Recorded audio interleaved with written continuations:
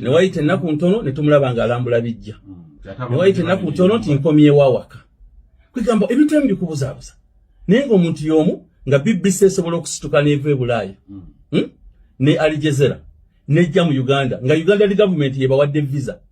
nga bazze kukola ki ku interviewinga Kyagulanyi government gwenoonya gwetemanyi waali naye ne bamu interviewinga ne bigenda ne babiteeka ku ntimbe za TV Al Jazeera ne BBC naye nga government ekyamunoonya temumanyi naye nga be bawadde visa bazze ne bamukolako interview nokyo ebintu ebimu bibuzaabuza.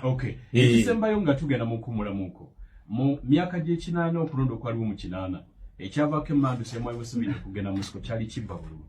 n'akwata banne bayingira ensiko era bimu ku bye yajja okulwanyisa wetuweerezza emyaka gino 40 ng'ekibba bululu Mwami Museveni kyalwanyisa okuyingira ensiko kati kyeyongedde bweyongezi oba kyongera kuggwawo wetukonedde emyaka 40 kyongera kuggwawo naye ekikulu ekikirimu tekinaggweerawo ddala kyova olaba nze nkugamba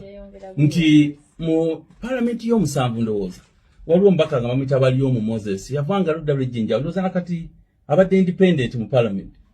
kooti ya Uganda yamusalira omusanga kalulu ne tukaddamu nga yawaayo omusaalo gwa $10,000 mu Zigiti ejjinja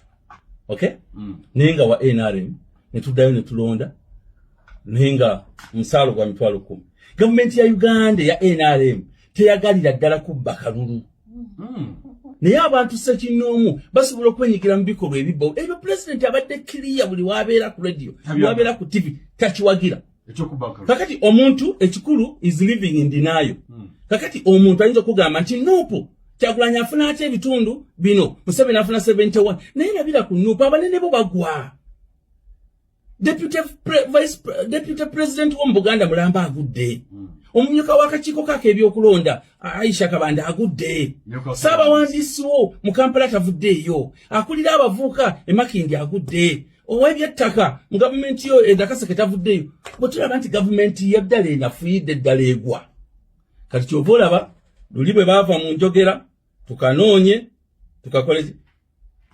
tukalonde tukakuume tukabanje kati tuli tukaviire kati tuli ku Kendala tukaviire.